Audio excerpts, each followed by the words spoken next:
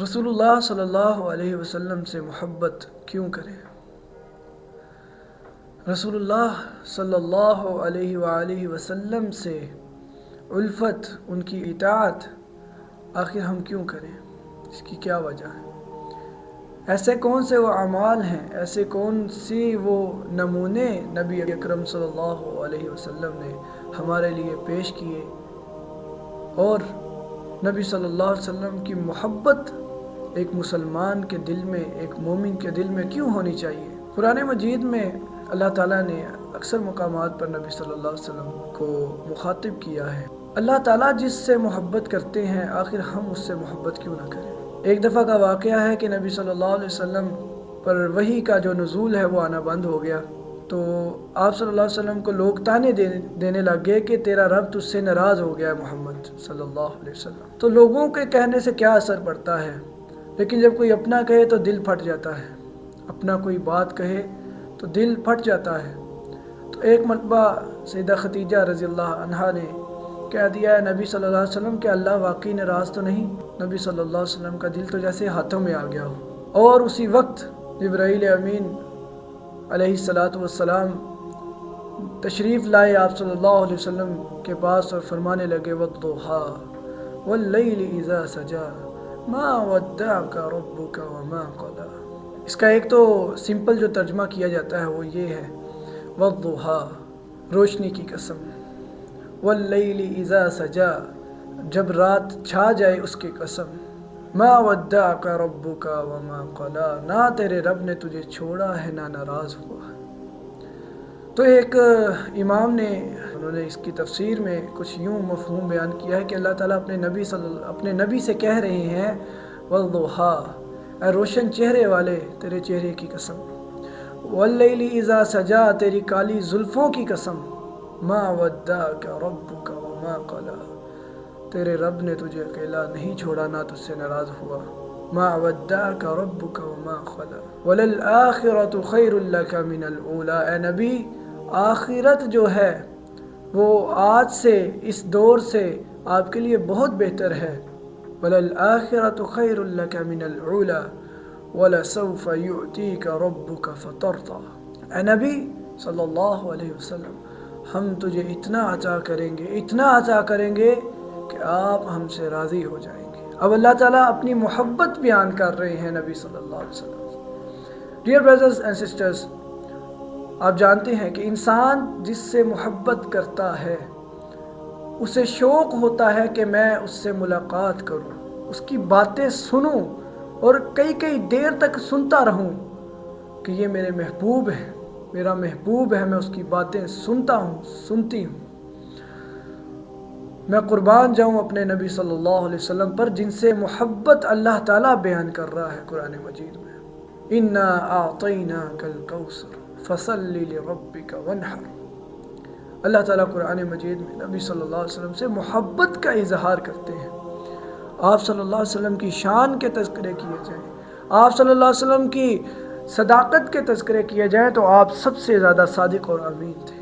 نبوت کے بعد بھی، صرف نبوت کے بعد نہیں، نبوت سے پہلے بھی آپ کو صادق اور امین کہا جاتا ہے۔ ایک واقعہ آپ نے سن رکھا ہوگا کہ جب نبی صلی اللہ علیہ وسلم کو اللہ نے حکم دیا کہ آپ نبوت کا اعلان کر دیں تو آپ صلی اللہ علیہ وسلم نے ایک پہاڑی میں اپنی قوم کو جمع کیا اور کہا کہ اے لوگوں اگر میں تمہیں کہوں کہ پہاڑ کی دوسری جانب سے کوئی لشکر آ رہا ہے تمہیں ختم کر دے گا تو مجھ پر یقین کرو گے؟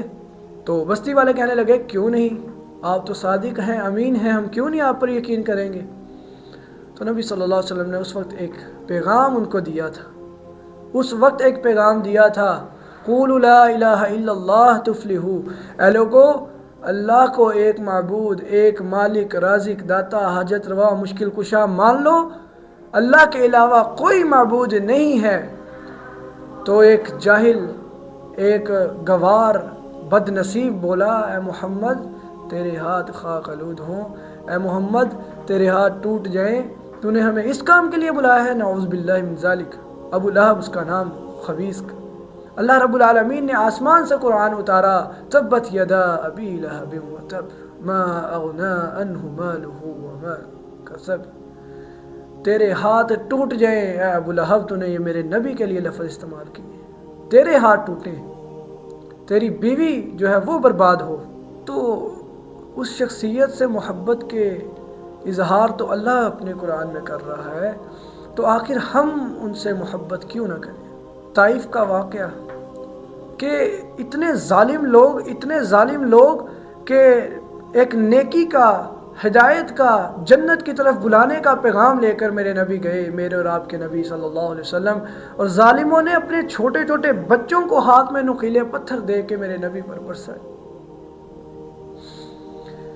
اس وقت میرے نبی صلی اللہ علیہ وسلم نے کیا الفاظ، کیا ان کا جگر، جبرائیل علیہ السلام آئے اور کہا، اے اللہ کے نبی آپ حکم دیجئے، یہ جو طائف کی وادی ہے، دو پہاڑوں کے درمیان اللہ تعالیٰ کہہ رہے ہیں یہ پہاڑوں کا فرشتہ ہے، یہ زمین کا فرشتہ ہے، ہواؤں کا فرشتہ ہے، اللہ کے حکم سے اس کو آپس میں مسل کے رکھ دیں گے اور ان کا نام و نشان مٹا دیں گے۔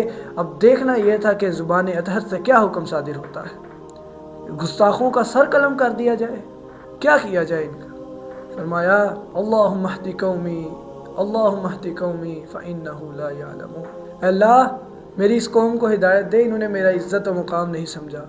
اور پھر جبرائیل علیہ السلام سے کہنے لگے مجھے یقین ہے کہ اللہ تعالیٰ ان کی نسلوں سے ایسے لوگوں کو پیدا کر دے گا جو اللہ کے علاوہ کسی کو معبود نہیں ٹھہرائیں گے۔ یہ قربانیاں تھیں، سیکریفائسز تھیں جو نبی صلی اللہ علیہ وسلم نے کس کے لیے اٹھائیں؟ ہمارے لیے۔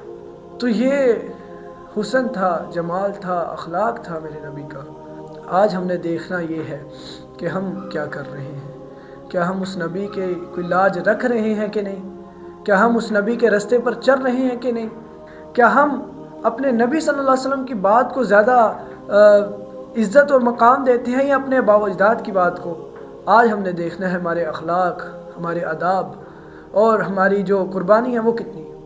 جب ہم یہ دیکھیں گے تو نبی صلی اللہ علیہ وسلم کی زندگی جو ہے ہم اس کو اگر پڑھنا شروع کریں گے تو ہمیں اپنی مشکلات، اپنی جتنی بھی آزمائشیں ہیں کچھ بھی نہیں لگیں گی۔ تو اللہ تعالیٰ سے دعا ہے کہ اللہ تعالیٰ ہمیں حقیقی طور پہ نبی صلی اللہ علیہ وسلم کی امتی بننے کی توفیق عطا فرمائے، وہ امت جس کی سفارش نبی صلی اللہ علیہ وسلم کریں۔